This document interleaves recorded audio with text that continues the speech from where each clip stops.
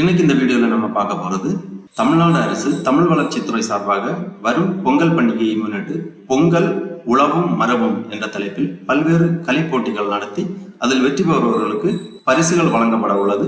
அதற்கு யார் யார் விண்ணப்பிக்கலாம், அதோட தகுதிகள் என்ன அப்படிங்கிற முழு தகவல்களையும் தெளிவா இந்த வீடியோல நம்ம பார்க்கலாம். இந்த வீடியோவை முழுசா பாருங்க. இந்த வீடியோவை நிறைய பேருக்கு ஷேர் பண்ணுங்க.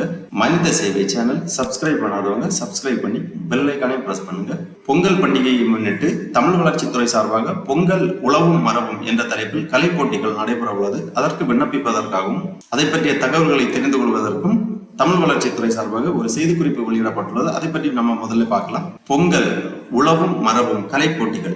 பொங்கல் பண்டிகையையொட்டி அனைத்து தரப்பு பொதுமக்களும் பங்கு பெறும் வகையில் 8 பிரிவுகளில் கலை போட்டிகள் நடத்தப்பட உள்ளது. அதில் சிறந்த படைப்பை படைத்த படைப்பாளிகளை மாண்புமிகு தமிழ் வளர்ச்சி மற்றும் செய்தித்துறை அமைச்சர் அவர்கள் நேரில் பாராட்டி சான்றிதழ் மற்றும் பதக்கம் வழங்க உள்ளார்கள். நமது பாரம்பரியத்தை பறைசாற்றும் பொங்கல் திருவிழா நீண்ட நெடுங்காலமாக கொண்டாடப்பட்டு வருகிறது. இந்த விழா நமது வாழ்வியலோடு குறிப்பாக நிலத்தையும் அதன் உயிர் நாடியான உழவு தொழில் செய்து வரும் சமூகத்தையும் இணைத்து நன்றி தெரிவிக்கும் விழாவாகும். உழவர்கள் தமது உழைப்பிற்கும் தங்களுக்கு உதவிய இயற்கை மற்றும் கால்நடைகளுக்கும் நன்றி தெரிவிக்கும் வகையில் இந்த விழாவை கொண்டாடி மகிழ்ந்து வருகின்றனர். உழவர்கள் மழையின் உதவியால் உழைத்து பயிரிட்டு சேர்த்த நெல்லை வீட்டிற்கு கொண்டு வந்து தமது உழைப்பின் பயனை அனுபவிக்க தொடங்குவார்கள். தை முதல் நாளில் நல்ல விளைச்சல் கொடுத்தமைக்காக பூமி, சூரியன், உதவிய கால்நடைகள் போன்றவற்றிற்கு நன்றி தெரிவிக்கும் விதமாக பொங்கல் படைத்து வழிபடுவார்கள். இயற்கையை அன்னையாக போற்றி வணங்கி இந்த உன்னத பயிர் தொழில் செய்பவர்களின் இந்த விழா மத உணர்விற்கு அப்பாற்பட்டு கடந்து பகுத்தொண்டு பல்லுயிர் ஓங்கும் பண்பாட்டின் வெளிப்பாடாகவே கொண்டாடப்பட்டு வருகின்றது. நமது பண்பாட்டு விழுமியங்களான வீரம், கொடை, உழைப்பு ஆகியவற்றை உணர்த்தும் இந்த பொங்கல் திருவிழாவுக்கு பெருமை சேர்க்கும் வகையில் செய்தி மக்கள் தொடர்புத்துறை சார்பாக கோல போட்டி, ஓவிய போட்டி, புகைப்பட போட்டி, ரீல்ஸ் போட்டி, பாரம்பரிய உடை போட்டி, மண்பானை அலங்கரித்தல் போட்டி, சுயமி போட்டி, ஆவணப்படங்கள் முதலிய கலை போட்டிகள் நடத்தப்படுகின்றன. மாணவ மாணவியர்கள் மற்றும் அனைத்து தரப்பு பொதுமக்களும் போட்டியில் கலந்து கொண்டு பொங்கல் விழாவை சிறப்பிக்குமாறு கேட்டுக்கொள்ளப்படுகிறார்கள். போட்டிகளும் அதன் விதிமுறைகளும் பின்வருமாறு. கோல போட்டிகள். கருப்பொருள் பொங்கல் பண்டிகை மற்றும் தமிழர் மரபுகளை காட்சிப்படுத்தும் கோலங்கள் அமைந்திட வேண்டும். அனைத்து வயதினரும் இந்த கோல போட்டியில் கலந்து கொள்ளலாம். ஓவிய போட்டிகள். கருப்பொருள் உழவர் பொங்கல் திருநாள் பற்றிய ஓவியங்கள் வகைகள். பெயிண்டிங், பென்சில், ஸ்கெட்ச், கிரையன்ஸ் போன்றவற்றை கொண்டு உங்களது ஓவியங்களை தயாரிக்கலாம். ஓவிய போட்டியில் அனைத்து வயதினரும் பங்கேற்கலாம். மூன்றாவதாக புகைப்பட போட்டி, அதாவது போட்டோகிராஃபி.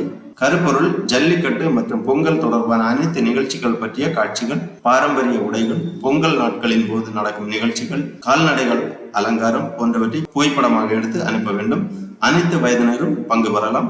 நான்காவதாக ரீல்ஸ் போட்டிகள். 1 நிமிடத்திற்குள் உங்களது ரீல்ஸ் அமைந்திட வேண்டும். கருப்பொருள் நாட்டுப்புற கதைகள், நாட்டுப்புற பாடல்கள், சிலம்பாட்டம், கரகாட்டம், ஏறு தழுவுதல், ஜல்லிக்கட்டு காளை மாடுகளை தயார்படுத்துதல் போன்றவைகளை வீடியோவாக எடுத்து 1 நிமிடத்திற்குள் உங்களது வீடியோ அமைய வேண்டும். ரீல்ஸ் போட்டிகளிலும் அனைத்து வயதினரும் கலந்து கொள்ளலாம். ஐந்தாவதாக பாரம்பரிய உடை போட்டிகள்.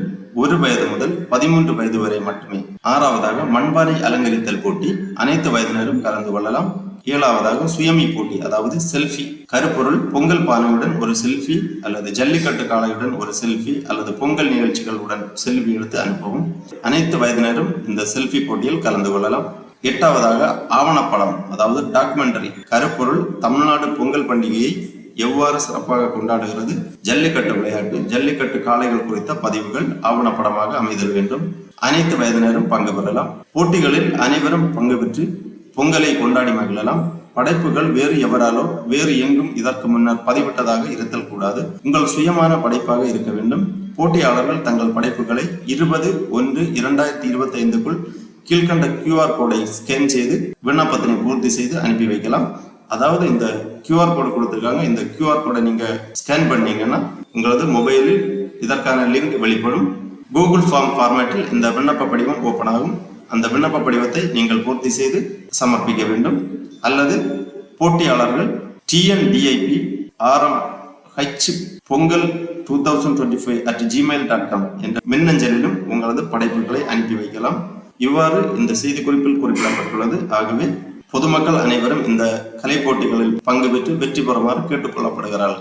இனி இதற்காக இந்த QR கோடை ஸ்கேன் செய்து இணையதளம் வழியாக எவ்வாறு நாம் விண்ணப்பிக்கலாம் என்பதை பற்றி பார்க்கலாம். இதுதான் அந்த இணையதள லிங்க். இந்த லிங்கை நான் டிஸ்கிரிப்ஷன்ல கொடுக்குறேன். அந்த QR கோடை நீங்க ஸ்கேன் பண்ணீங்கன்னா இந்த இணையதள பக்கம் ஓபன் ஆகும். இந்த இணையதள பக்கத்தில் விவரங்கள் எல்லாமே கொடுக்கப்பட்டுள்ளது. போட்டிகள் பற்றிய விவரங்கள் எல்லாமே கொடுக்கப்பட்டுள்ளது. ஏற்கனவே நாம் அந்த நோட்டிபிகேஷன்ல பார்த்த மாதிரி 8 போட்டிகளுக்கான விவரங்கள் எல்லாமே கொடுக்கப்பட்டுள்ளது. கீழே அதற்கான விண்ணப்ப படிவமும் கொடுக்கப்பட்டுள்ளது. இதுதான் அந்த விண்ணப்ப படிவம். ஃபர்ஸ்ட்ல இமெயில் கேட்டிருக்காங்க. உங்க இமெயில் ஐடி என்ட்ரு பண்ணிக்கோங்க. அப்புறம் பெயர் என்ட்ரு பண்ண வேண்டும். இந்த ரெட் கலர் ஸ்டார் கொடுத்துருக்கிறது எல்லாமே மேண்டேட்டரியா என்ட்ரு பண்ண வேண்டும். அப்புறம் கான்டாக்ட் டீடைல்ஸ், தொடர்பு விவரங்கள் கேட்குறாங்க. தொலைபேசி எண், தற்போதைய முகவரி, மாவட்டம், போட்டியின் வகை, உங்க மாவட்டத்தை செலக்ட் பண்ணிக்கோங்க.